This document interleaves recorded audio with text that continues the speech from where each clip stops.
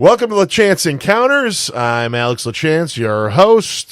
Please like, subscribe, rate, follow, whatever the hell it is on the platform that you're on. Click all the little interaction buttons so that the silly little algorithm will show my stuff to more people and we can get more exposure for these great guests and great topics. And I got a good one today. It's probably one of the guests that I've known the longest, 22 years ago, at least 22 years ago, maybe 23 years ago. We first actually no, you were around for early Break It Up shows and everything. 20, close to 25 years now. It's it hurts. But I got Big Mike, Merrimack Valley hardcore legend, works in and I this is something we're going to talk about, and Mike's going to educate me, and I may use the wrong terminology and words, but he works in harm reduction and addiction recovery. I can already see his wheels turning of we're going to talk, but you are somebody that I've gone to ask, like, hey, what's the right way to handle these situations? What's the right way to talk about it? Because language is important. Yeah. That's a big thing. And, we've had a society forever, that has stigmatized drug users and addiction. And these are people. And there's nobody, here in New England, in the communities we grew up in the tax brackets we grew up in, there's nobody that hasn't had somebody close to them being affected by this. So, it's one of the things that I was kind of thinking about today as I was like, hey, what do we want to talk about? Is like, you see comments on Facebook, you hear it in daily conversation of, well, they did it to themselves. It's their fault. Why should I care? Why should I help them? They're a drain on society. All these negative connotations of this conversation. And I'm going to lead with this. Like, what is your answer to those people? Why do we help? And I know my answer. I know how I feel about it.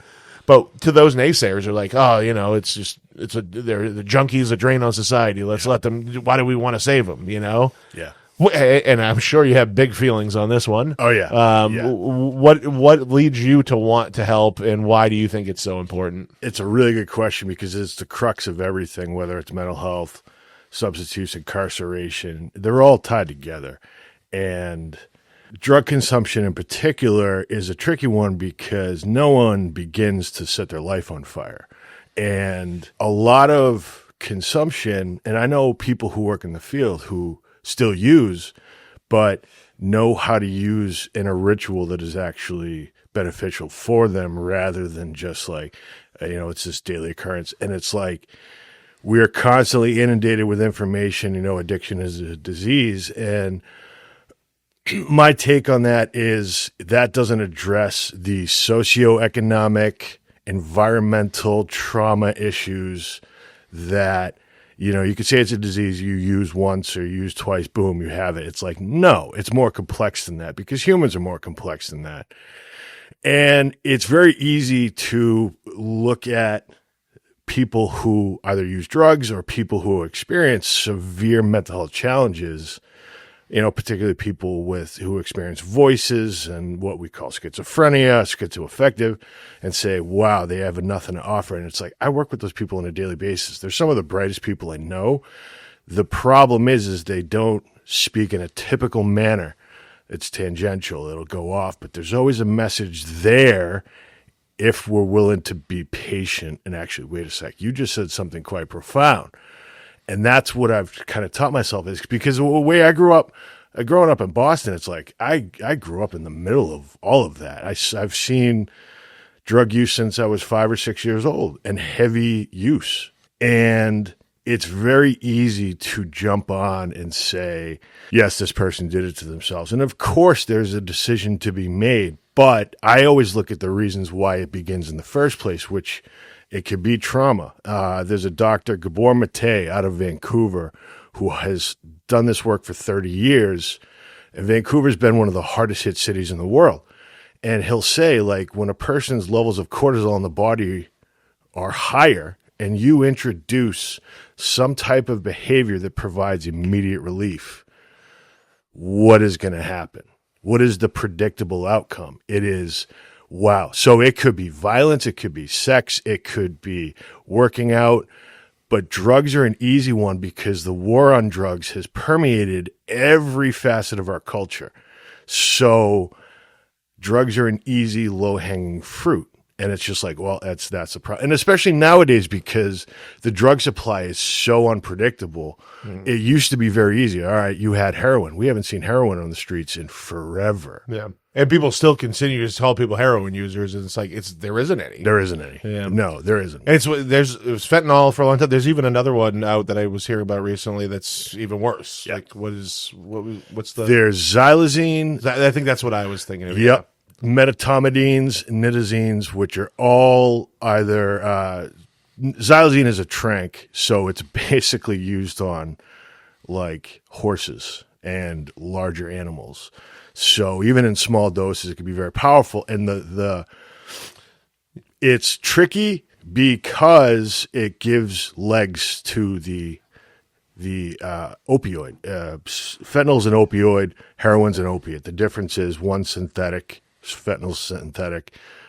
Opiates are derivative of the actual plant, opium. Yeah. So it gives it the lasting power. So people want that lasting power because fentanyl doesn't necessarily last as long as heroin did. It's powerful, but so people have gotten used to fentanyl, but now you have these other analogs involved. And I mean, we see it even in methamphetamines, we see it in crack cocaine. And it doesn't affect people per se who smoke it. I'll always tell people, like, if you're going to use, smoke it because it's actually safer. It renders the fentanyl burns off at a certain point. It's like 600 to 700 degrees, where if you light it hot enough, it actually will not. It's not that it's completely safe, but it will help in your chances of not overdosing. I feel like it's a lot of related to it was a big debate kind of when we were growing up of like abstinence only education versus, prevention, like, condoms and, all. I remember they give us a whole list of how to have sex without having sex, like, things like that. Like not telling kids, hey, you can't have a relationship with the opposite sex. You can't touch each other. Like, hey, it's going to happen. How do we make it as safe as possible? It sounds like that's kind of the push when we're talking about drug use. 'Cause you're saying, it seems to probably a lot of people, like you're going to tell them to smoke the opiates. You're going to tell them to smoke, these different drugs. And it's like, yeah, but if it's not going in their vein where it's more dangerous, then why not? If they're going to do it anyway. Yeah. That makes sense. Do you always feel like that's 100% the right way to go, is just focus on, what steps can we take to make it better? Do you ever feel like that is still a level of danger that you shouldn't cross, that like maybe you should be pushing people to quit a little bit harder, or where's the line, the balance? Yeah, that's the tricky part. And that's where being person-centered comes in, and actually like person to person, case by case. Because I can almost tell right off the rip, it's like someone who I've worked with people who smoke crack cocaine because a prescriber wouldn't give them ADHD meds due to having a history of substance use. And it's like, well, I've seen the person smoke the crack cocaine and all of a sudden they're functioning just, oh yeah, hey, I'm good. Yeah.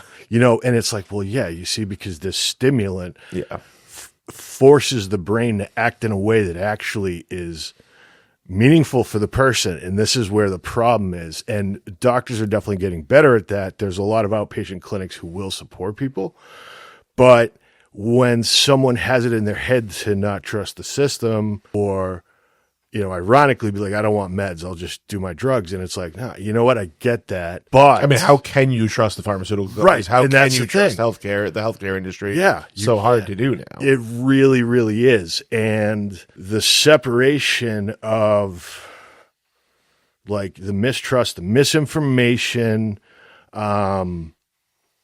it's so challenging to actually be like, even tell people like, this place is good to go to. Well, like I'll get people into a detox and they're like, I tried this last time, it didn't work. And it's like, well, what is the step for you? What might be the step for you? Like, is it residential? Is it clinical stabilization after acute services? What actually, a lot of people even, be like, hey, what about cannabis? Like, what about psychedelic treatment? What about these other options that are now more available than they ever have been? because the reality is the drugs in the street aren't going to get any safer. They're only going to get more harmful. Yeah. And places like Canada have done like hydromorphone, which is medical grade heroin. Switzerland, Portugal, a lot of places have initiated, sort of stopped their war on drugs to actually support people with great success. Here, it's sort of the forced treatment or forced abstinence. And it's like, yeah, that's never going to work. But that doesn't mean we can't be transparent and be like, listen, do you really want to continue living on Appleton Street in Lowell, like outside a liquor store?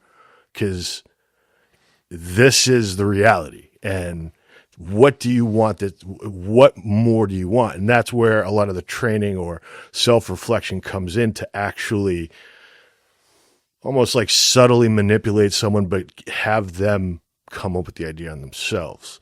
Because that's always where it's like, wait, I came up with that. And it's like, yes, you did. Yeah. You know? It almost sounds like sales. It does. Like you're using sales skills, because there's two ways to sell things. There's the old school used car salesman. You're going to sell them some jalopy piece of shit and trick them into thinking it's great. Or there's the sales approach where you're trying to guide somebody. You're going to make money off it, but you want to guide them into a situation that's good for them. Yeah. That's what I do with housing. It's like I don't care. Like, I don't want somebody just buy to buy. Like, I want them to be happy at the end. And I think that's, part of that is like getting people to, hey, meet them where they are and figure out what the solution, the steps are for them. It's not a one size fits all approach. And you were talking earlier, when we were talking about, there's a bunch of factors that lead to addiction, and like, we're going to be empathetic and we're going to try to help with those factors. But it doesn't mean you're ignoring the personal responsibility of it either. Like, no. And I mean, dealing with some of the people that I've dealt with over the years, it's like they almost have to relearn the personal responsibility thing is what I've seen, because, if you're just fucked up all the time, you're not taking care of anything. No. Like, you're not, not paying the bills. You're not, if you still even have bills to pay, you're not doing laundry, you're not cooking, like none of these things that, so it's like that whole part of your brain's just gone, right? At that point of, that stage of life. So how do you find yourself in this world, this business, employment, I guess? It was almost a mistake. I think I was 5 months sober, and Tay was like, hey, I have this job opportunity that might suit you. I was like, I really want to get into this field somehow. And then years ago, I was attending classes for human services, showing up drunk half the time and still doing well. And I'm like, why can't I just stop this thing? So when I actually started addressing the reasons why I drank in the first place, I'm like, maybe I can offer something. Maybe I actually can step into and what I learned, and I'm glad I did it the way I did it. I didn't become a recovery coach first.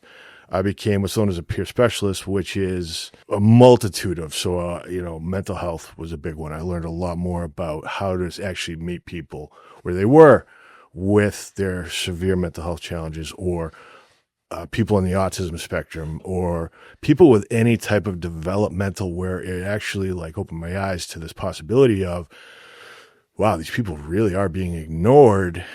And I can understand the burnout behind supporting people with such intense needs, but that doesn't mean that they should be ignored. It's, wow, this really takes some type of patience, and I have to practice that. And so that's how I began. And then it just kind of, I never could have predicted it, because I got a job by being a complete degenerate and behaving totally in antisocial ways.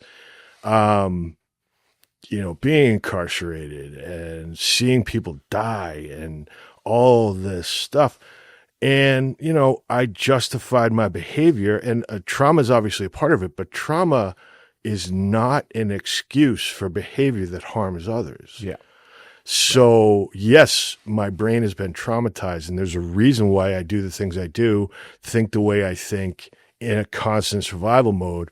Something needs to change. And when something did, it was like, wait a sec, I can actually be free of this victim mentality. Like, I can actually own, like, and I'm not religious at all. I've never, even going through the 12 steps of AA, I don't even go to AA anymore, but I've never had a higher power, nothing like that. It's the power came from that ownership, that like, wow, I feel good when I make mistakes because I have that dignity of risk to actually try something now instead of just, I'm just going to live in doubt and not try anything. Right.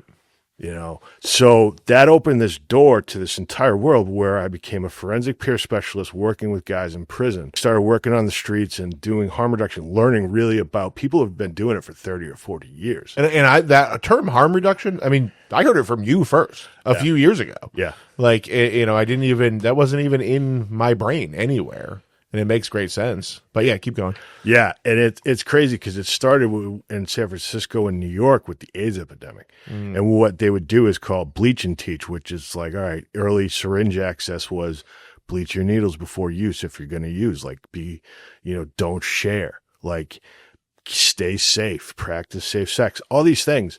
And it sounds radical, but really it's actually just understanding the inevitability of the human condition, that if someone is not looking at or can't yet look or has just continued to repress whatever's going on for them, doesn't want, okay, well, they're going to engage in a behavior that makes them feel better, makes them feel human, and then gets them through the day. And it's like, cool, okay, that I can understand. None of this sounds radical. You said it may sound radical, Yeah. but I think it sounds radical to people because for whatever reason, and I almost feel like it's even a more American thing than a human thing, of like, we have this, like, we've never been exposed to it, or like, we're not good at accepting new ideas. We're not good at opening our minds to, hey, maybe there's another way to do things. Though, like, it's just the way it's always been, is like such a answer for most people. Yeah. And it drives me. It's like, okay, but how would anything get better? Like, nothing would be invented. These microphones that we're talking on right now wouldn't be here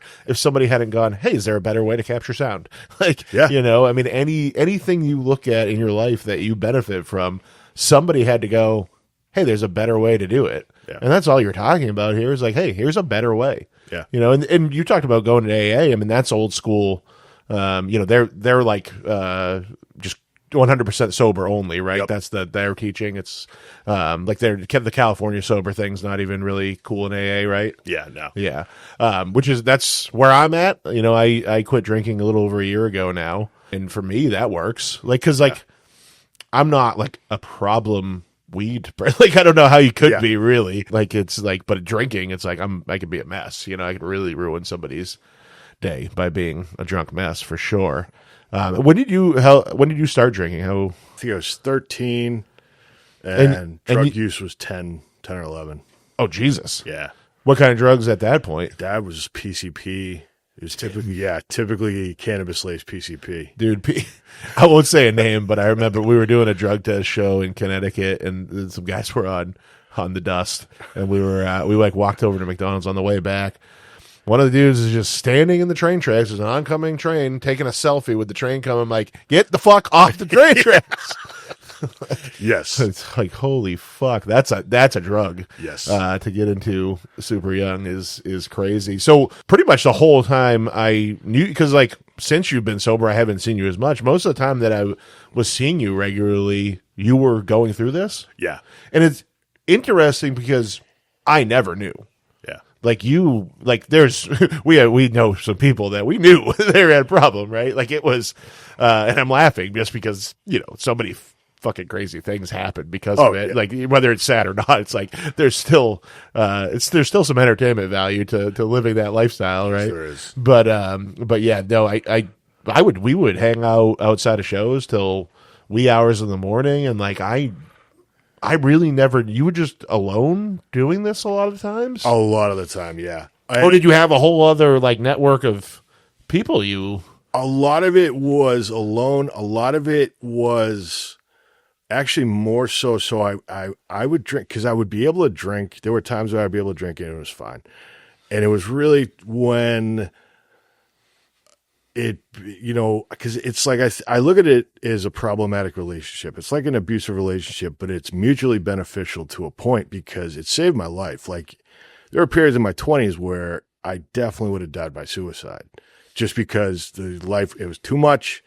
So drinking, it's like in my brain, the relationship is this thing saves me. This thing takes the proverbial plastic bag off of my head that I'm walking around the world in. I'm suffocating.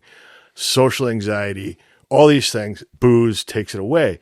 And even going to shows, I'd be like, man, being around people, not fun. Like, well, when I talk about hanging out with you to the wee hours morning, it was like in the corner of a parking lot, right? Always. We weren't like in the club. We weren't like no, and that was the best. And I think it depended upon the people because it really. There were years when I really didn't drink much, and there was a period of time, like 25 to 28, where I started hitting harder, and then I would stop, and then I'd pick up back again. And when I finally got sober, like with Tay, there was a 2-year period where every day, like it was just if I didn't, I felt so abnormal. I felt so enraged by everything. Yeah. So I was like, wow, there's a lot more going on here than just pay. And that's why, I was grateful for having a sponsor in the beginning because he's like, you don't have a drinking problem. He's like, it has nothing to do with it's what's inside of you that is not being looked at, that it's you're going to heal from things, but you're also not going to heal from things. And that's where the acceptance comes in that, oh, if I drink, I'm going to continue this path until I either explode or I end up living above a liquor store, drinking myself to death. I found it interesting that you said you may have committed suicide without the alcohol. For me, I always look at, like, I was straight edge from 17 to 32. Didn't touch a single thing for 15 years. And I look at my time, I was like, if I hadn't found hardcore music and found somebody that said, the proverbial, it's okay not to drink that was on the back of the church, if that wasn't made cool to me at like 17 years old, I would have, because the people I was around, there was cocaine every night. Meth was going around for a while. And I have a highly addictive personality. And I didn't start drinking till I was 32 years old. And I got very addicted to alcohol for sure. It's like I didn't even realize it till I stopped. But if I had in my 20s not been straight edge, I don't think I'd be here. Yeah. I really don't. I would, because it's a lot easier, a lot more manageable to have the problem in my 30s, where it's like I already own a house. I have incredibly supportive wife. I do well financially. So it was like I could survive the addiction a lot better. It wasn't gonna, I had enough strength and support around me. But it also, that was kind of detrimental because it was like nobody would tell me that I had a problem. Yeah. Right? There's a few people I knew that experienced some very rough nights out with me. But for the most part, most people would look at me and go, yo, you don't have a problem. You're completely functional. There's nothing wrong with this, And I feel like if I had been in my 20s, I would have actually had, I would have been, losing jobs, ruining relationships, burning bridges, losing housing, any of these things that addiction leads to. I think that's where I would have been. So I'm glad I abstained, but I'm glad you had it to keep you alive. I'm glad you're here today because you're doing a lot of good for other people. So that's, it's fantastic that's your pet. It all leads back to the one size, it's not a one size fits all approach. Exactly. I'm curious, that young, you started doing drugs so young, even now, I don't think I've ever heard anyone be like, dude, PCP is fucking sick. You know what I mean? It's like all of the education is geared toward how bad PCP is and or whatever the drug, you know what I mean? I think fentanyl is the one I think of now because it's the only thing you ever hear about fentanyl is how it's killing people, right? Yeah. So, what is it about that where you're you still have all that information, but you're still fuck it, I don't. Or do you think you're just not going to be that? You would have had no information, really, right? You got to figure You were 10. This is 1992. Yeah. Well, Hey, Dare what? wasn't they doing Dare and shit? They didn't even start. They wouldn't have started that with 10-year-olds, though, right? You're probably I 12 think- or so when that started. I think I might have done Dare because I'm pretty sure I learned some recipes how to cook stuff. I always thought that going to Dare too. I'm like, you're like telling us Yeah. you're like giving us the playbook of how to get fucked up. You start with it, like, here's the gateway drug. Oh, sweet, I'll try that one first, and then Absolutely. right through the. And we knew Gambit. because we would some cop came in, and we're from South Boston. We don't like cops anyway, and they're telling us, okay, if you start smoking cannabis, like it's going to kill you. And then we're like, we're not dead. You lied to us. Right, You there you lied go. to us. Yeah. So what else are you lying about?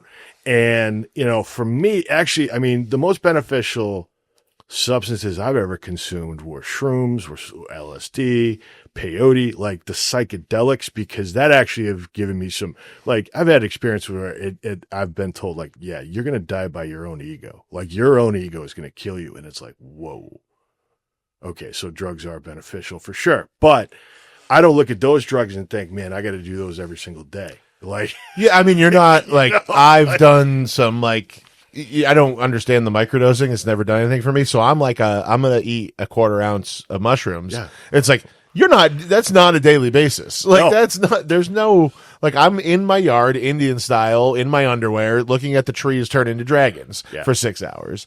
But it's life changing for me. I mean, it definitely opened the door to thought processes that I didn't have. It definitely made me think about my place on the earth, my significance, like, a lot of great things to think about that I wouldn't have thought about in any deep way without mushrooms. So yeah, I mean, definitely it's not what I'm not going to go out and tell somebody that with a problem that, hey, try mushrooms. Like that's irresponsible of me because I have no idea how it's going to affect anybody else. But for me, it's been fantastic for sure. So yeah, this is not an endorsement of mushrooms.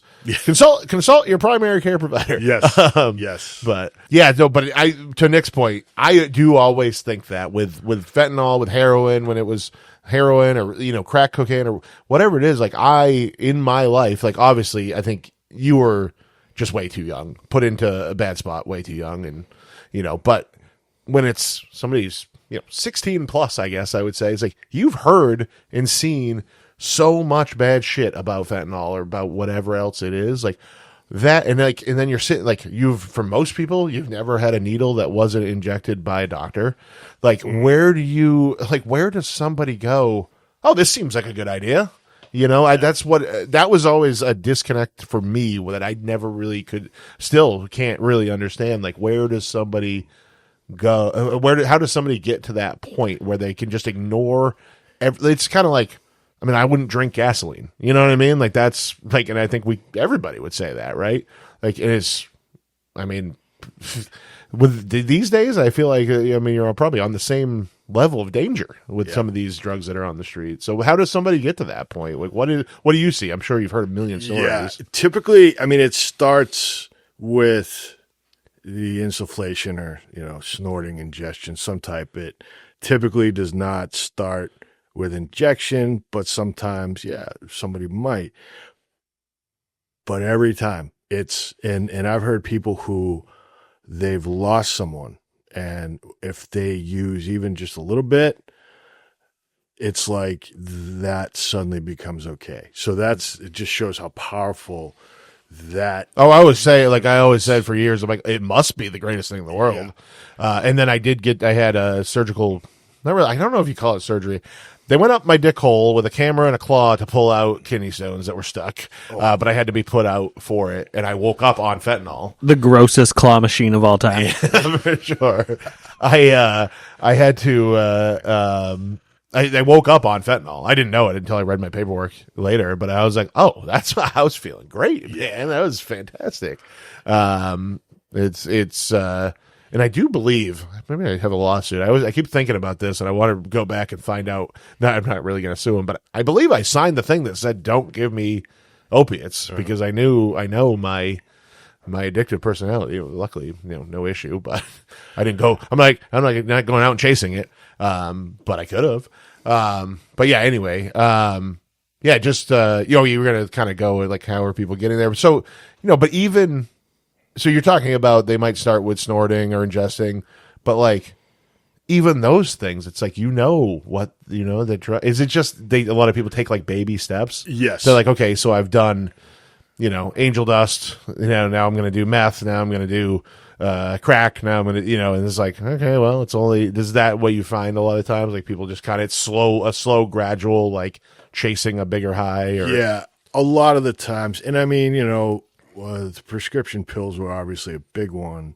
Because that was just this new animal that really nobody knew what was actually being unleashed. Yeah. But Thank you, Florida. Right. Like even things like cocaine, where it's just this acceptable, like it's this drug that, But cocaine doesn't seem bad, like on the surface level, but like, I mean, don't get me wrong. I've been around, like I've seen a cocaine problem and it does fuck people's lives up, but like, it's not like the drug itself. If you could control your usage like somebody does with, a casual drinker, a social drinker, like I think most people would be okay if it was actually cocaine. Yeah. But like most of what you're seeing on the streets is like less than 50% pure, right? Yes. And it all depends. Actually, there was just a huge bust in Lowell, and it was in the Belvedere section, which is, I don't even consider it Lowell because it's like the nice part. It's like the $1 million houses where it's like, that's not Lowell. And they cut, it was a white collar crime initially, and then they find 150 pounds of meth. And my first thought is, oh my God, if that's pure, get that out in the streets. Yeah. give people the good meth. Give people this stuff. Yeah. But, the wild part is if it's depending upon the neighborhood it's in, that's when it's looked at under a more harsh microscope. Yeah. Yeah. So I think that what you were just saying about the different neighborhoods, that is probably the absolute worst of the United States of how we, disproportionately imprison people of color, like all these things that are so not equal, not equitable. Term I learned from our new Manchester alderman, Jason Bonilla, I had on a few months ago. He just got elected the other day. I didn't understand the difference between equality and equity. He was on the school board. He was explaining to me how that applies in the school districts. But yeah, I think, it's like 100%. Like it sucks, but where you grow up, the zip code you're in, the neighborhood you're in, the street you're on sometimes can just be such a predictor of how things might turn out for you, because we treat different areas differently. We treat people of different races differently, different national origins differently, sexualities, like all these things where it's like people are people. Let's give them all the same support or let's find the support that each person needs based on their background and upbringing. And there's so little of that still. Like there's not a lot of thinking in that way. What is a way to change that? Like for you and I, just a regular person in the world, how do we help society move away from that? Where, people, we're not like, oh, cool, the people who own the $1 million house can have all the meth they want. We don't give a shit, and they're going to be fine because they can pay for their own rehab. They can go to a nice fancy, $50,000 a month rehab center or whatever.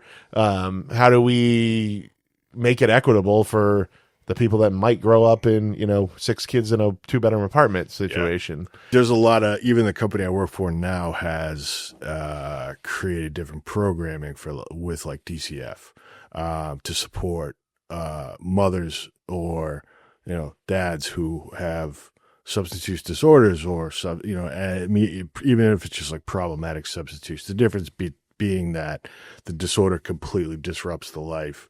The problem might just be, all right, it is chaotic use or something like that. But that there are changes, reentry is becoming a much more prominent, restorative justice. These things are becoming more prominent because I think people see the value and the efficacy. And that's why harm reduction is so valuable, because at least it's purely anecdotal, but in my experience, when I meet people where they're at, they decide on their own what they change, and they can see, like, they become intentional about something. Even if it's, like, I've sat with people while, they load a rig, maybe they inject, maybe they smoke, but they think, what am I doing this for? What do I need this for?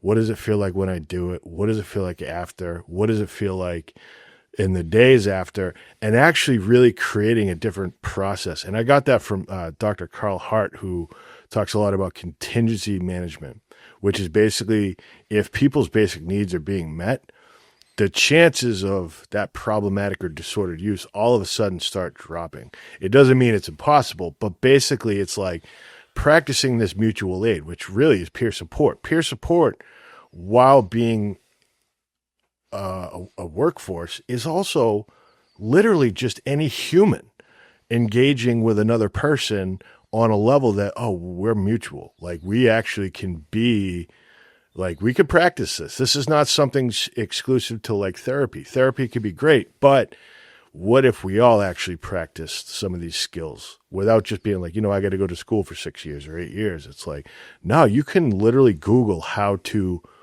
practice meeting with someone, talking with someone, engaging someone who has behaviors that are hurting them. Or I think this is a thing, and I do see the school systems moving more towards this, like, but education about emotional intelligence, education about social skills and stuff like that. Like there was, when we were growing up, there was none. No. Like it's like, you remember this historical timeline, memorize these times tables, memorize the spelling list. Like all those things are good, but what about how you actually exist in society? How about how you actually, work with your peers? How about how you actually manage problems and, all those things?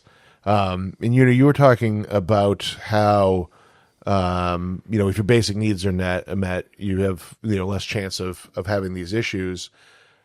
And then you have people like, hey, drug testing for food stamps. Mm-hmm. Like we should drug test. Why would we help these people if they're spending their money on drugs? And it's like, the fuck? Like, well, I mean, the amount of, this is like one of the, like, okay, my wife and I do pretty well. My tax burden in some years has been more than what I know some of the people make who would say, I don't want my money going to this person so they can buy drugs. Like, fuck off. I pay more than you. Yeah. And it's like a percentage. It's like a 1% of my tax bill might go to those programs. Like, look at the military industrial complex and shut the fuck up for a second. But it's what you're saying though is like what these people need to, even if they don't care, like they don't want to support these people, they are on the mindset of just let them die. If that's their mentality, even still with what you're saying, it's in their own best interest to support these people. Yeah. Because if you're having more addicted people on the streets, more, jobless, like you live in one of these cities where people like this are commonly living on the streets, there's a lot more chance of crime in your neighborhood, right? I mean, I hate to pin that on addiction. Like I know that's, I'm not saying that all addicted people are criminals or are going to break into your house or anything like that, but there is a higher percentage of that in these communities, right? So why, if you're a person that's like, has nothing to do with it, you're in this mentality of fuck these people, still it's better for you to support these people and get them off of drugs and alcohol, right? Yeah. I mean, that's I very rarely get on a soapbox on this or even express political opinions, but that's one that always drives me nuts. I'm like, you're the amount, like, okay, at the end, one, it is better for society. I know people will debate that, but on the thing that you can't debate is just math of what little portion of your tax burden actually goes into things like food stamps and things like that. It's just so small that it's like. But then the B-52 bomber goes up in the air. That's like 1940 stuff, isn't it? The stealth bomber. That's what I was saying. Yep. Stealth bomber goes flying over the air show, and they're like, "Yay!" Yep. It's like that's where your money's actually going. Yeah, it is. They had like a plane that the military was designing a few years back. I remember seeing it was like something like $20 billion, and it just didn't fly. Like it was like $20 billion for a plane that couldn't go in the air. And then we're going to get upset because a few dollars goes to help people eat is just insane. Yeah. Insane to me. And oh my God, after this New York election, I was like, stay the hell out of the comment sections. That's so frustrating. It's like, and I don't even I know nothing about it, but just like, I don't know if Momdani was I can't say it. Momdani? Yeah. Momdani? Right. Anyway, the new mayor of New York City. What? I was just gonna say, just because you were talking about politics, is, do you find that there are people who, drugs are going to affect everybody, right? Left, right, center, it doesn't matter. Do you find that oftentimes a lot of these, political parties are ignoring their own side in the fight? You have conservative politicians that are doing things that are driving people into situations where they may be more likely to become addicted. And then those same people are still supporting those same politicians. Is that something you see normally happening? Or it definitely can. It is kind of funny because it's sort of the traditional roles of the two-party system are both complicit because, officially the war on drugs started in 1969, but it goes back to the 1800s. It goes much farther back. When Nixon and one of his advisors, John Ehrlichman, basically said we put out propaganda to attack heroin in the black communities. And it's wild that we know all this factually, and it's nuts. Yeah. It's like we lied about the drugs. We Yeah. just did this to curry favor. And it's like, I don't look at any president and say, wow, you're someone I really, no, I don't care. Because it's within the communities that actually matter. It's like in Lowell, a perfect example, the city council, but a place that, we used to have Mill 5. Now we have Hive Marketplace. Really cool spot. I'll talk with the business owners there. They're willing to support people. They're willing to carry Narcan. They're willing to carry test strips. They're willing to carry extra clothing. They're willing to give people food just because they're a part of Lowell. And it's that's the kind of stuff that I see that actually initiates real change. It's not someone that votes. It's someone that goes against the grain. That's no, see, maybe you're a leftist, maybe you're center, maybe you're no, but you're all doing this for the people. Because this is your community, you want that support. That's a huge... beyond, in even some municipal, and I was going to say about Zoran, that's the name I was looking for. I was going to say, I have no idea if he's the right candidate, if I would have voted for him when I was there, but all the comments I see are just pushback against any help that he wants to do for anybody. Yeah. That's just crazy. Why are you against helping people? Even if you don't think it's the right way, it's they just want people who are suffering to continue to suffer. And that's one of the biggest things I see. And unfortunately, within the recovery community, I don't even necessarily identify with being in recovery. I am typically from trauma. Now I do trauma work.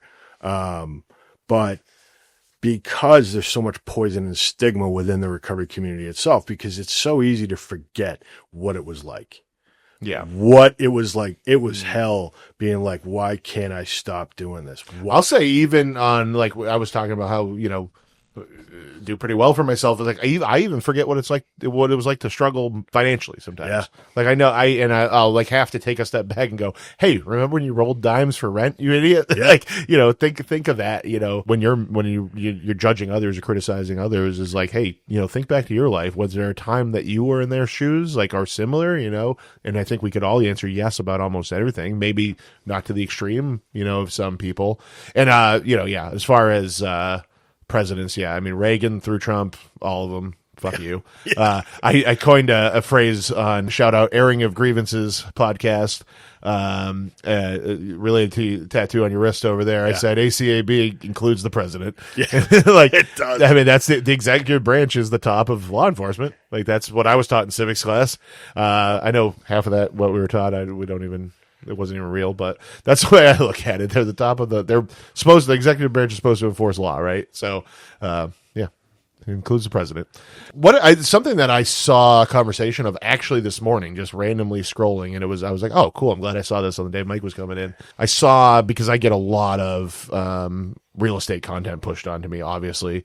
And I saw somebody on Threads, saying, hey, I just researched a new asset class, sober living housing. And very interesting in the comments. This was actually one where I was like, oh, I'm glad I read the comments, because it was it wasn't just name calling and all this. It was people actually, making points. And one of the things that they one of the comments like, oh, imagine calling something to help people an asset class. And but in my mind, I'm like, yeah, I mean, you should go into these sorts of things ethically, but it's like those houses are needed, right? Or that's like an important part, and like, nobody's going to do it. Unfortunately, the way our economy is set up, the way the United States is set up, the way really the global economy is set up is you can't do anything without a profit. You can't make big things like that happen. You can't have a house with 20 beds in it without profiting off of it. That's going to take up a portion of your life. You need to, and there's, we can talk about regular landlords. Like, you sign a year lease, you might not even hear from that person for a year. The turnover in those houses is like, it's a job to actually manage those properties. Not to say it's like a full-time, they probably make more than what the average full-time worker makes off of those things, but you're not going to just have somebody doing it charitably. Like, it's not going to, somebody's got to have to profit for those things to exist. I mean, it's just but also the way the guy was talking about, and at the end of the day, he was like, it's not a good investment for me. I want more passive income. I don't want to work that hard. Like, it was his takeaway from it. Yeah. He's like, yeah, the profit is better than me just renting an apartment to a family for a year. But he was like, I just don't want to deal with it. It was his takeaway. But most of the comments were just disgusted that he was talking about it just simply as an investment. But it's like, nobody that's going to do that isn't going to think that way in this economy, the way we're set up. But yeah, sober living. What do you see in that community? Are these a lot of people just trying to exploit and profit off of people's addiction, or are the people who are setting up these houses typically of the mindset of, hey, I want to help people and make money? It's typically more that. Florida has had a lot of problems with that because a lot of people have made, the insurance money is just insane. Yeah. A lot of exploitation. Insurance is a mess. Yeah. Right now, absolutely. Everywhere in all aspects. But and up here, it's a little different. Or in Massachusetts, it is a little different. It's not that it's absolutely fantastic and foolproof, but nothing is. So it's, from what I can see, it's better than it was. And there's a lot more specialties. Like, in Lowell, there's a reentry house for people who are leaving incarceration who might have struggles with substance use, but it doesn't have to. It could just be you're reentering society after being locked up for 5 years. That hasn't existed really in the way it does now. Yeah, and that's not the same as somebody who never had legal problems, right, who just had an addiction issue. They need different types of support. Absolutely. Yeah. And that's a huge one. There's more enhanced co-occurring housing for people with both mental health, like prominent mental health and substance use history. There's youth housing. And what's nice about it is they are more open. Like, there's a lot of 12-step housing. That's always sort of the most popular. It doesn't mean it always does well. That's where the most turnover is, but they do fine. But it's when it's a lot more open to different modalities and pathways, whether it's CBT, smart recovery, or it's someone going to music, like whatever. It's like, you do your thing, but, get out during the day, like, find work, because people are typically expected, at least after the first month, you got to get a job because you got to provide income. You have to, therapy or something to show for what you're doing. You have to be able to take care of yourself in some capacity. Go to meetings, meet with a recovery coach, whatever it is, but it's setting in. And then different houses are obviously different. There's some houses where it's like you wake up at 6, you do chores, and boom. Because, to the point earlier, it's like a lot of people, like, your brain is essentially in a state of pause. Like, your development, and depending upon when you started, you are stunted. And it's not that it necessarily impacts intelligence, but it impacts all those, the executive functioning of the brain. So even your decision making, like, what do I have for dinner? Like, I'll work with people where that questions like that stress them out. Mm. Going into chaos, like, if I could, people would be like, well, if I had to save someone from an overdose, I have no problem with that. It's like, yeah, because that your brain is used to chaos. just like mine is. Like I don't think if in a situation like that, I've Narcan. I don't know how many people have Narcan over the years, but there's no thought process. It's just do it. Yeah.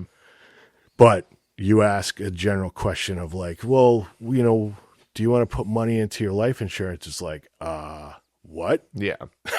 Right. That's such a high level of like when you're just focusing on survival and the next fix, like those aren't things you're thinking about ever. Not at all. Yeah. And some of these people will go through this for decades. Yeah. Yeah.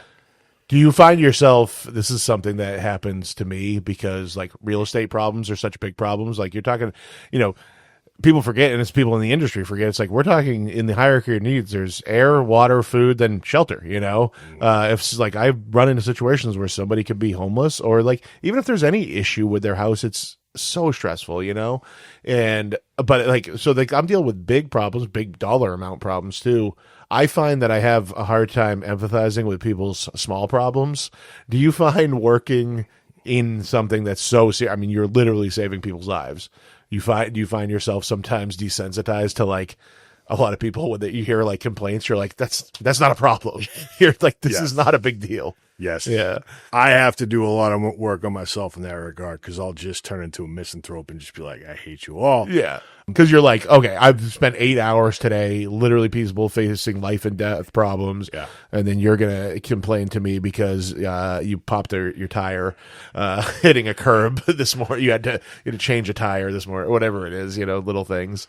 But also for me, we can flip that around. Little things is also often what triggers me to go into complete mental breaks as well. So, and lead me down to, I'm going to drink myself to sleep tonight, So I definitely can empathize in that way. But I just find myself on a day to day, like people are talking, I'm like, this is not, the thing you're saying is not anything that is a struggle at all. Shut up. Yeah. But like you have to kind of wrap your head around that you might not be right about that. You're just it's your perspective. It's back to the everybody has different experiences thing. Yes. All right, well, I want to wrap up. I want to get into some other stuff with you too, but I want to wrap. I want to put a ribbon on this.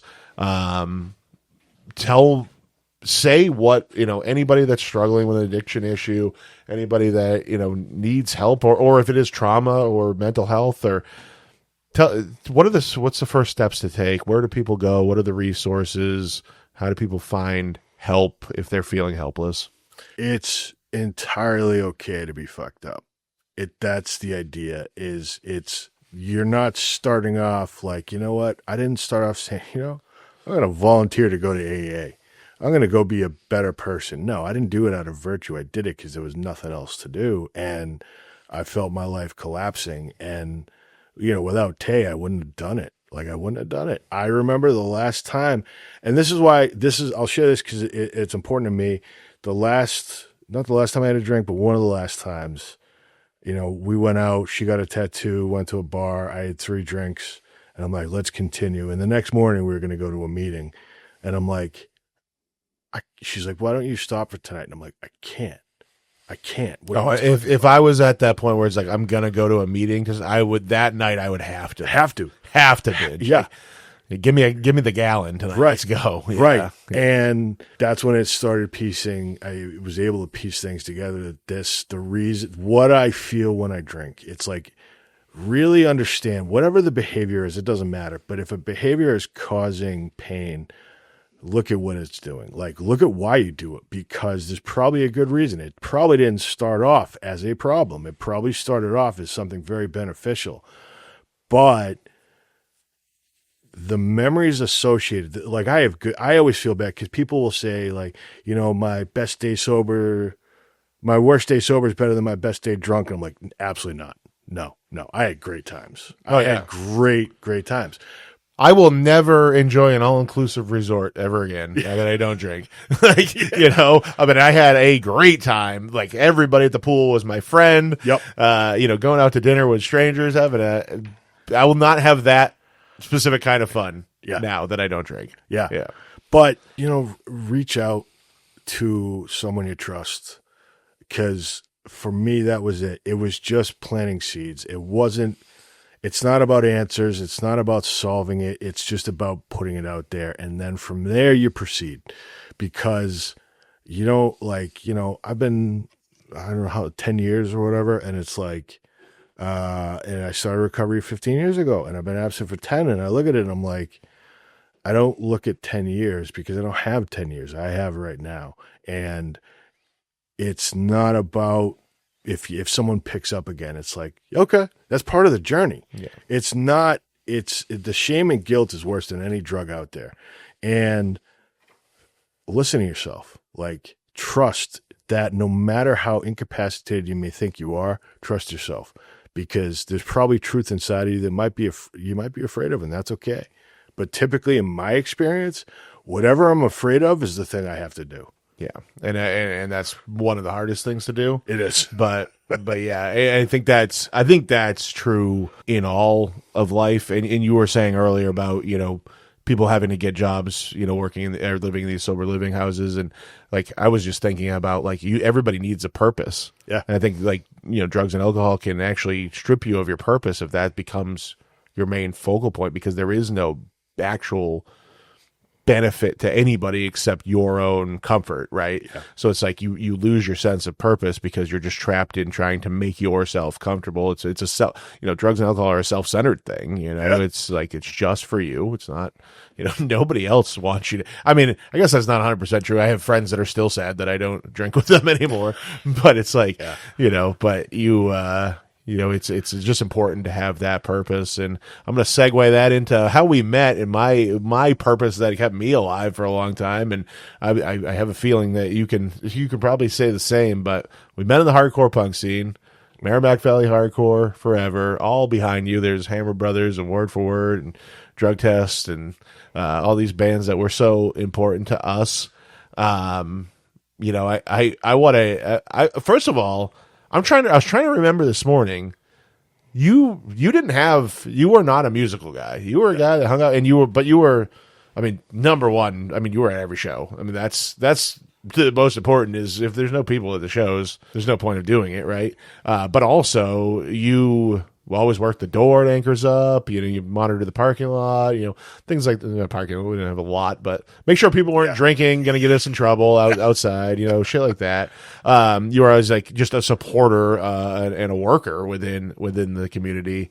And did that? Do you feel like hardcore with the other things you were struggling with? If you hadn't had that, would it have been worse? Oh yeah, that's where my brain always goes. Is thank God I had this community of other people whose brains didn't work right, because you know I felt so alone until I found it. I mean, I've said this on the podcast before. I mean, my parents were wonderfully supportive. I had two parents. We lived in rural Maine. We had a 3 or 4 bedroom house. Like we had. You know, I did sports, Boy Scouts, like everything on paper, everything you could ever come up with, I was raised right. And I mean, to this day, my parents will be here later today. They're here to support my wife's grand opening party of her business, you know, to visit my granddaughter. They're staying over, going to her gymnastics meet. And like, I had a great upbringing. Like, it's still something in my head, just there was a disconnect there. I still always felt alone. I remember having suicidal thoughts as young as I can remember. Yeah. One of my first beds was a water bed. That's growing up in the 80s and 90s thing, but yeah.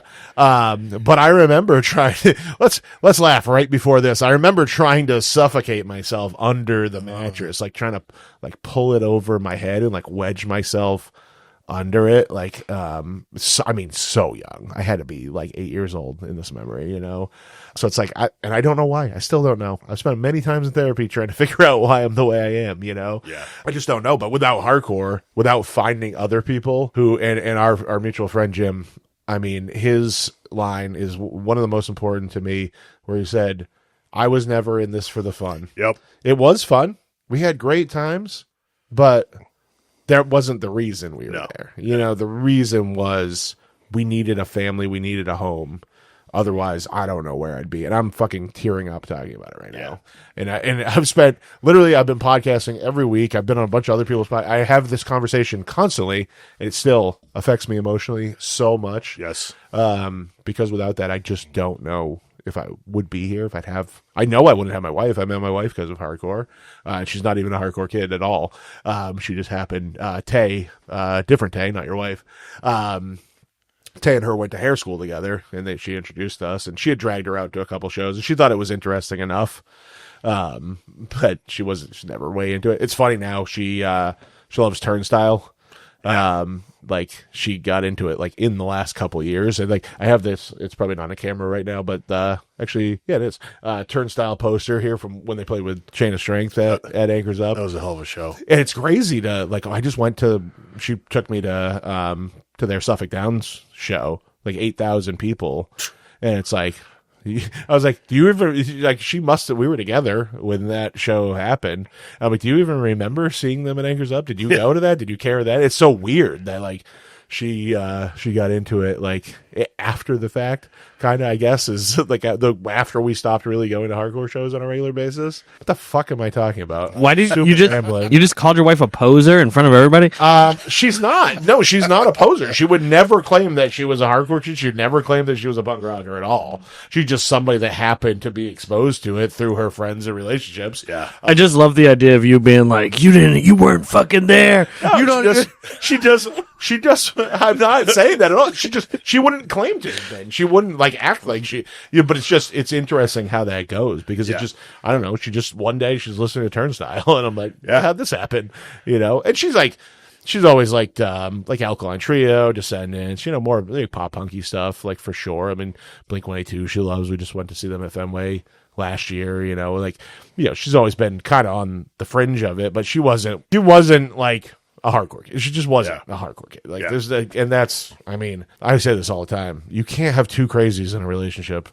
Somebody's got to ground the situation. Yes. Like somebody's got to go, hey, you're being a lunatic. Like you need that person if you're a lunatic. Yes. For sure. So yeah, I'm trying to think. We go all the way back to Exit 23, right? It wasn't even New Direction. For those who don't know, Exit 23 was it was original UFI Coffee House. They started doing shows. I never went to UFI. Did you? I don't remember. No, I know. Like I remember Josh Hines talking about going there, but like I grew up in Maine, and you were probably still in Boston at that time. Yes. So it's like people forget that you didn't just know about every show that was happening. No, like if you didn't get a flyer, like in the late 90s, you didn't know. And then justanotherScene.com popped up. Yep. But that was not always complete either. So it's like we were all kind of disconnected, and I love how it is connected now, and like people travel all over the place, and we did that to some extent, but it wasn't on the level it is now. No. Like where everybody knows about every show. Like I've been watching Haywire tour Europe. Like I know exactly where they are every day. Like it didn't used to be like that. It's not a band. That's a movement. It is for sure. For sure. It's a very impressive thing to see. Another sober person there too, Austin now. Happy for him on that. He looks great. I remember For the Children a couple years ago. It was early in Haywire, and he was playing like 4 bands that day. And I was like, hey man, you don't have to do everything. Like he looked run down. He's like, no, I have to keep going. I can't stop. Yeah. And I'm glad he didn't. But he looks healthy now. I have no doubt that he's on his mission. He's doing exactly what he should be doing with his life, for sure. Yeah, I was trying to go back to the beginning of our kind of history together and Exit 23. I'm trying to remember. I mean, it had to be pre even Hammer Bros, right? I would think so. I'm trying to think of because there was The Limit, there was Break It Up, there was Hit the Deck. No, actually, go before Hit the Deck. Last Ditch Effort. Yes. Did you? I missed that. Where did you meet everybody in the Merrimack Valley? Because I always associate you with the UMass Lowell crew, but you didn't go to college there, right? No. So I met. Where was I? I was at some show in I think it was Salem State. And Hold This Moment and Guns Up were playing. And I was like, all right, I'll go out. And it was the last Hold This Moment show. And met Jim. And then that was just sort of it from there. So yeah, for people who don't know, and that's a very under-known fact, Jim before Hammer Bros was Hold This Moment. Before that, Fantastic Max. I have there's an external hard drive sitting on my desk over there. I think he would be mad at me. I had to ask him one of these days, but I want to upload that so people can hear. Fantastic Max I thought was great. Good. Wicked good. That Karate Kid song? Yeah. Wax on, wax off, right a circle, left a circle is so good. It's such a good song. And we all grew up on the Karate Kid. That was like iconic movie for everybody. That was such a hardcore story of like the bullied kid, like rising up against the bullies. Like that's like, I mean, such a storyline that I feel like we all can relate to, in a way. So that, I mean, and I didn't know Jim when he was doing that, but I would think that was high school for him. But then, obviously Hammer Bros and Fake Boys was fantastic too. Actually, I have Fake Boys poster over there as well from Arrest Records from the This Is Where Our Songs Live EP. I believe it was EP. But yeah, that's such so Jim, it's funny because like you can rewrite history, kind of like revisionist history, the whole thing, but it's like a really look at these relationships that form. Like Jim's a big part of it because like I had met some other people from Woburn prior to him, and I remember they were like, "You got to meet this guy. He's this wild animal, like lunatic."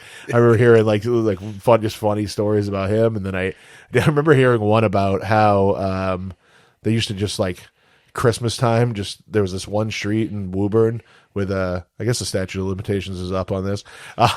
One street in Woburn where during Christmas it was like like everybody decorated. It was like I don't know if it was an actual competition or just like they all were trying to one up each other, but they just took a car and just drove over all the Christmas decorations flying across the lawn. Sounds right. His friend Dinga, who I still talk to once in a while, but they've like filled his whole car, I think, with hay one time. Like I just would hear all these wild stories. And then I met, and then we started drug tests.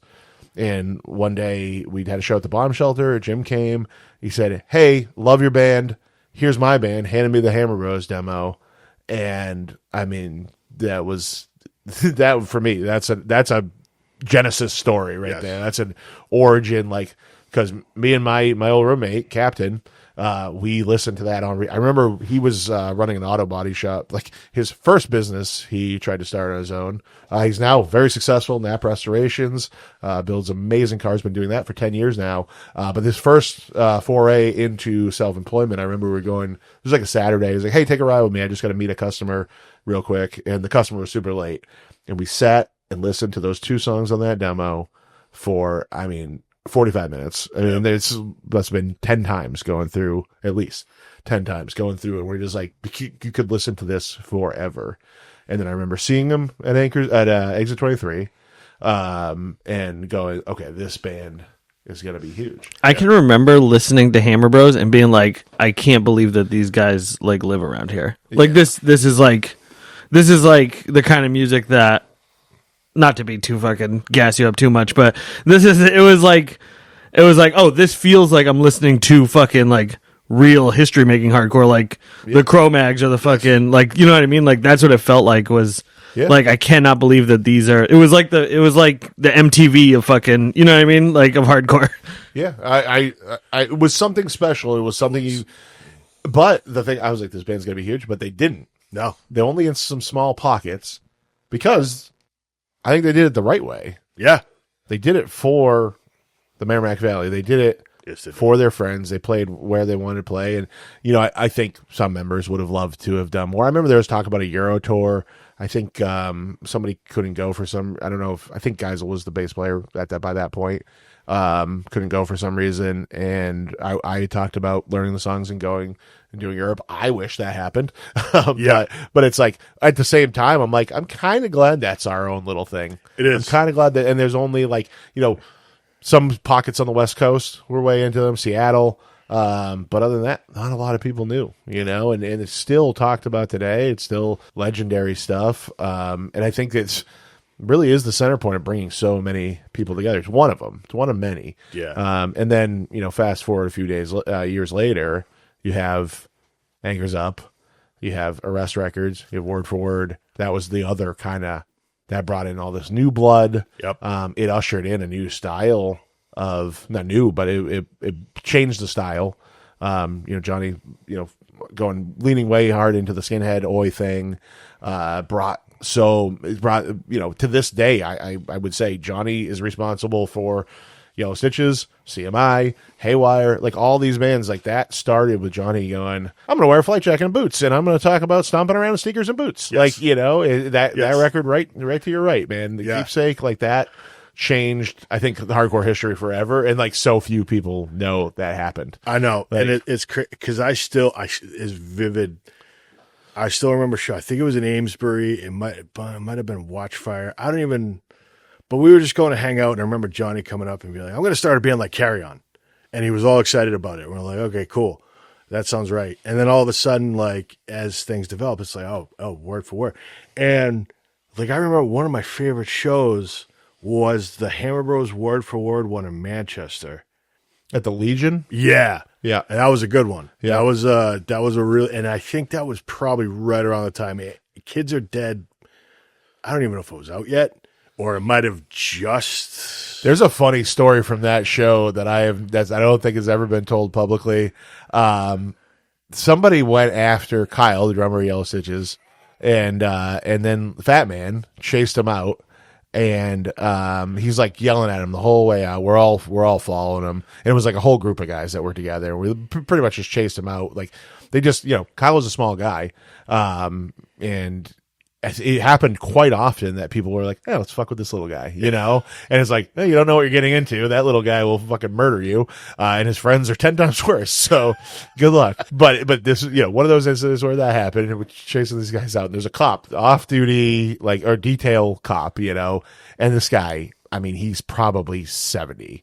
I mean, retired, like semi-retired, just takes these detail shifts, working the concert at the Legion. Like, there's nothing ever going to happen, right? And we come storming out, screaming at each other. I remember the guy goes, "Oh, yeah, you're going to say that shit again in front of this cop?" And Fat Man goes, "Yeah, fuck the cop. I'll stab him too." And I was like, he's as close to me and you. Fuck the cop. I'll stab him too. And I was like, oh shit. Actually, this is. He goes. What's he gonna do? Arrest me? Throw me in jail? I'll jerk off in my cell, get bailed out, and then go home and jerk off. I don't think that one's ever been said publicly. That's a fun one. I forgot all about that. But I remember we were like, hey, they were actually, the dudes were from Lowell. We knew that somehow. And somebody was like, yeah, go. Somebody's like, go back to Lowell. And the cop chimed in. He goes, yeah, go back to Lowell. The cop wanted nothing more for this just to end and not unfold into a brawl in front of his eyes with a bunch of crazy people. One of them just said he's going to stab him. Like, he's like, I didn't sign up for this. Yeah, no. I thought I was working the little local concert here. Yes. You were just talking about, I interrupted you. You were talking about that show there. That was one of my other favorites, which involved, I think, everybody from the Valley in Manchester, was the Montreal show. Yeah. That was, and I remember Montreal Takeover. That was awesome. Yeah. And it was like, I think something had happened where you were pissed and we're all like, oh no. And yeah, I can tell you exactly what happened. Yeah. It was like you put your glasses down and we're all like, all right, we'll kill everybody over here. We're going to give Alex space. And then the best part, all of a sudden we turn around and there's like, Josh Long, Fat Man, Captain, like, just people are dying. Like, it was like, this rules. This is us. Like, this is our band, and if you want to enjoy yourself, you're gonna have to come through with us. Yeah. I mean, was it Death Before Dishonor, Death Threat? I think it might have been. I just brought this up to Frankie. It was Frankie's birthday recently. I brought it up to him that one of my favorite. I said, I can't find a picture of you to post for the birthday, but I'm just going to tell you this great memory I have of you, of telling me that you just shit in the urinal at the strip club and wiped your ass with a bandana and put it in the toilet tank or something. Like, not my best memory of him. It's just funny. He's a very great great guy, family man, father, a great dude. But we were wild. Dude, we were all wild. Frankie, those early Death Before Dishonor, like when it was like Cease to Exist, some of those beatdown bands before like Ed and Back of the Neck, his early bands, the Grim and was Six of Fire. Those dudes were nuts. It was amazing. Yeah, I mean, they're coming out of those the Brockton 121 days. Oh yeah, just rough area in general. Yeah. So yeah, they're just bringing that to places that weren't ready for it. It was, it was very hilarious. The Montreal trip. The thing that I flipped out about at that trip, and so you said I put my glasses down. That was, you knew what was about to happen on the dance floor. But I think it was the original guitar player Joel. I think it was his wife. Like grabbed my glasses. She thought she was like doing me a favor. She probably was. I was just irrational. But she grabbed my glasses after the set, but I didn't know she had them and I didn't know where they were. And dude, to me, I have calmed down about this a little bit, but glasses to me are like it's part of my body. It's like it is. If you take my glasses, you took my eyes from me. Yes. I can't see shit. Like I would be like, I would think it was me sitting on that couch if I had my glasses on. Yeah, right. I think that's, another big guy with a beard. Yep. Like that's, I like lost it. I was like screaming at her, but I was majorly irrational and unstable at that point. And, not that it's entirely gone, but I'm much, much better at dealing with things than I was then. Yeah. Still not great, but yeah, I did have a complete meltdown. Yeah, that was, I have a picture of, it's me, Checkers, and Jeff Osmond, and we're doing. I think it might have been Joe too. Yep. Maybe it was Joe and not. It might have been Joe and not Jeff. But anyway, we're doing. There's a picture of us like we did the West Side thing, but for word, and then somebody's holding a 4, and then another W. We have a word. Doing the word forward. Word forward gang signs, I guess. Yeah. God, that was great. So you did do a band though. Yeah. And I was trying to remember what the band was. Void of Form. Void of Form. Yeah. So, okay. I kept getting, and now it's for whatever reason that just triggered me into I was thinking Thieves and Assassins. That was Oh yeah, Fugitives or Refugees I did. Oh, yes. Yes. Completely different words. Thieves and Assassins was from somewhere else, weren't they? Yeah. Fugitives and Refugees, right. Yep. Okay. But was that tied to Void of Form? Were those No. That was just I was hanging out. That was Cody Pope. It was Cody, yeah, exactly. I was a successful hip hop artist now. Exactly. I was outside, I think Trap Them were playing Anchors Up, and I was sitting in my car drinking, and they were hanging out, and I don't know if they came up to me or whatever, but he's like, dude, you want to hang out, like maybe sing in a band? I'm like, yeah, fuck it. And wait, you didn't know this was Cody? Yeah. You didn't know him at all? I knew him like a little bit sparingly, but I don't know. That era was kind of a haze. Yeah. But I was straight edge and still blur. Right. It was we were there every weekend. There was some crazy shit happening every weekend. Every weekend. Yeah. And I was there like Monday and Thursday too for some jam band that Josh, let rent the place. Yes. Yeah. Yeah. And it was, but Void of Form was cool because that was me, Joe, Jace from Haverhill, and Kurt was the drummer. And we're just like, we just want to like, I don't know, play like whatever Joey was writing. That's how we covered Sheer Terror. I think that's probably the only reason I was like, let's just do whatever. You're like, I just want to do hardcore karaoke. Just right. That's really it. Like, just let me yell something. Yeah. And it was so much fun. And, we still even talk about just playing just for fun, not even doing shows, but it's fun to kind of tool around and like, I don't know what I'm doing, but I'll pick up a guitar and just see. Well, that was the beauty of hardcore and it's probably the number one takeaway from hardcore for me was that I had zero talent. Yeah. I still to this day, if I played the last stint I was playing with Yellow Stitches, every time we played a show, I had to relearn the songs. I would have to have Brandon send me a video. I just played one. I played the Drug Test song that Word for Word covered 566. I played it at their reunions recently. I had to have Brandon send me a video. I kind of remembered it, but it's like I had to practice it every day leading up, and I still sucked. Like, I'm not a musician. I have no musical talent. Breaking the fourth wall, but I still to this day, people are like, wow, your bass lines are so good on that Yellow Stitches record. I'm like, you've seen me live. You know, you have to know I didn't play those. Like, Brandon is the musical genius that played all those bass lines. But the takeaway from hardcore is like, despite no talent, despite being very bad at music, having I'm learning how to read music now because my daughter's in piano lessons, and I'm kind of starting to like be able to read music. Never could read music. Never like just Josh, when he invited me to do drug test, he took my finger and placed it on the fret of the bass. Said, "Okay, hit this 3 times. Take your other finger, put it here. Hit that 2 times." Until I learned the songs. That's how I learned to play. Despite all that, I've toured the entire country. Yeah. My band that I started gets like 6,000 listeners every month on Spotify, and it's not crazy, but for a band that does nothing, right? They're about to be just like almost a co-headliner of they're playing like right below all these other huge bands at For the Children in December.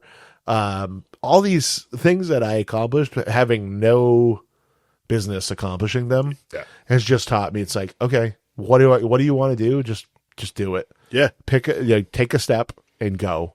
And we did a full U.S. tour when I was 19 years old. And I think back on that, like, meet a 19-year-old now.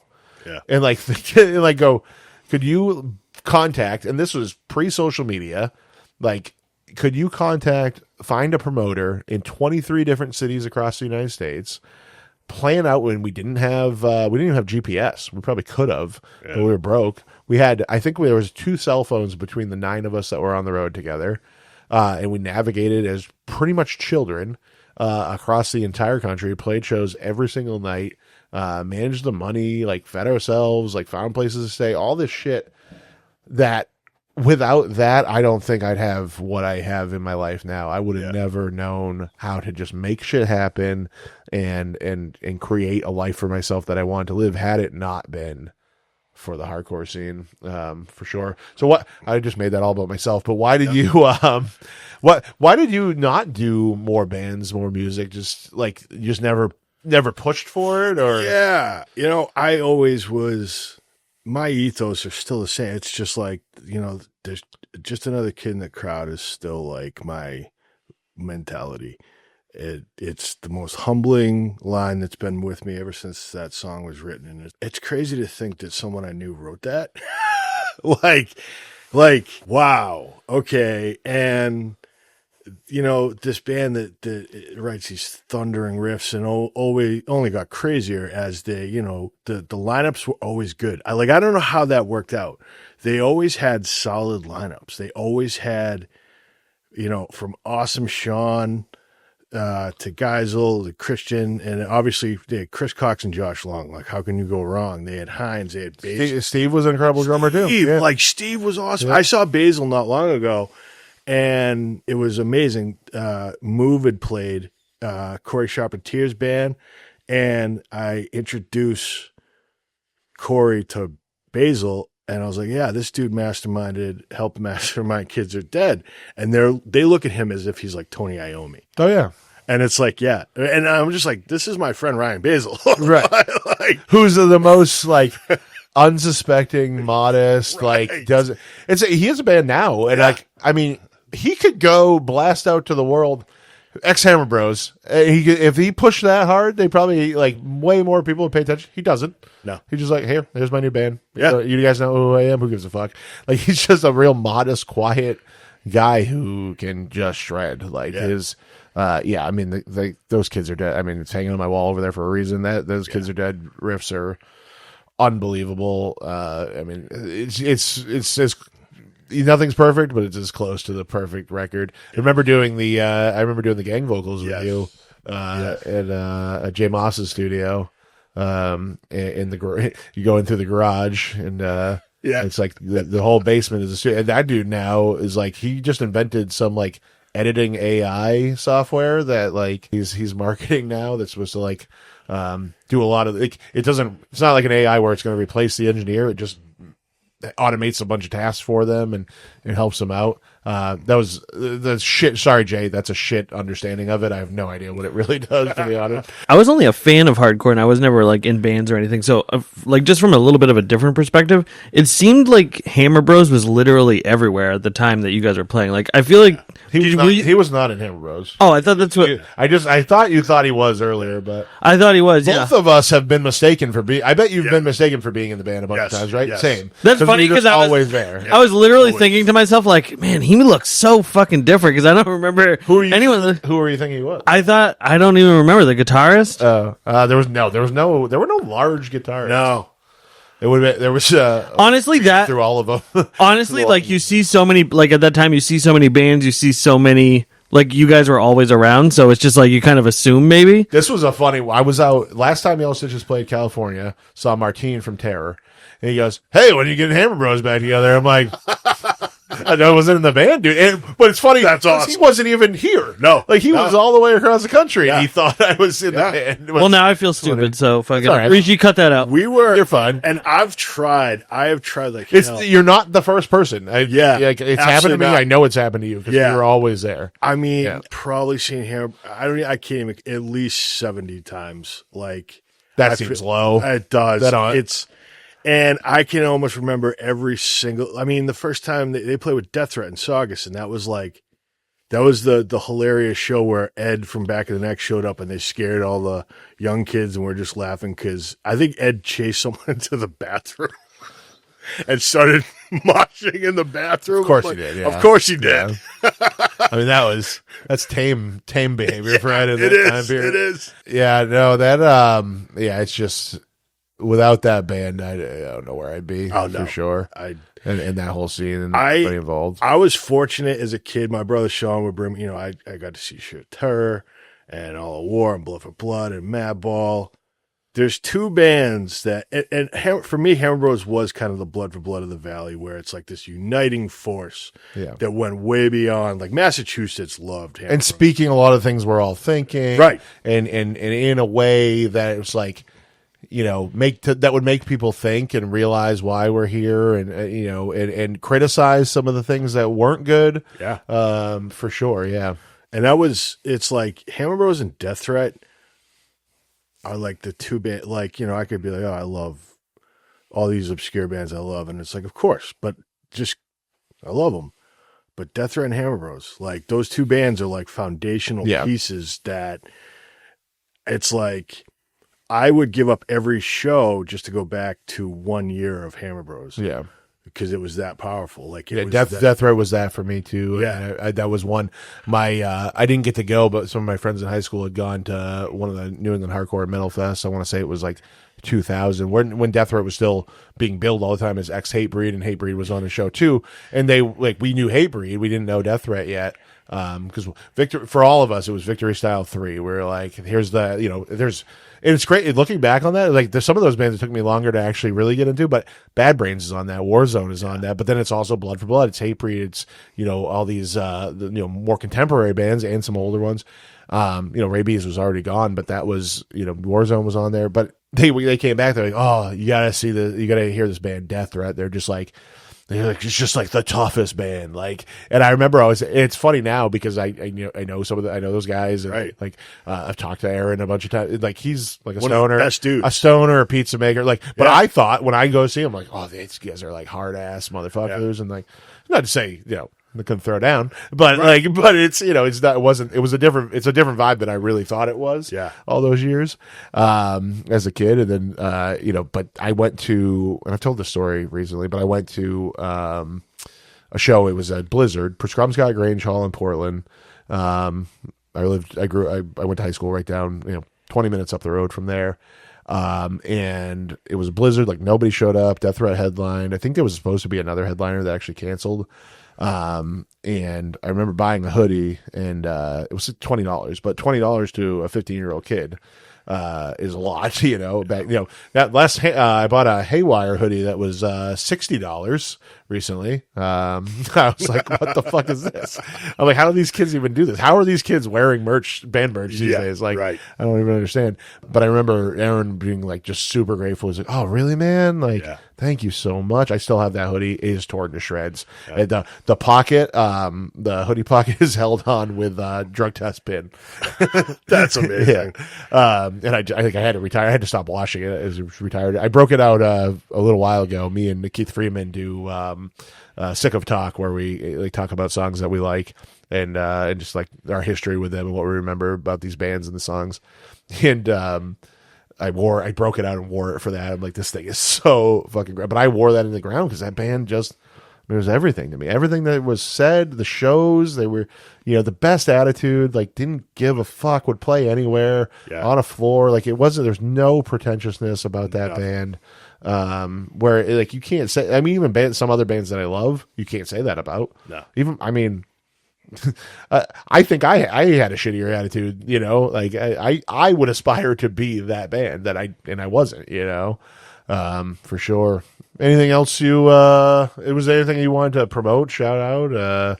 I don't know anything else you're up to. Beginning to brainstorm around consulting for my own, like harm reduction, recovery coaching that will expand beyond, because even like when you messaged me the other day, it's like I realize how many people don't have access to resources, or even know where to start, right?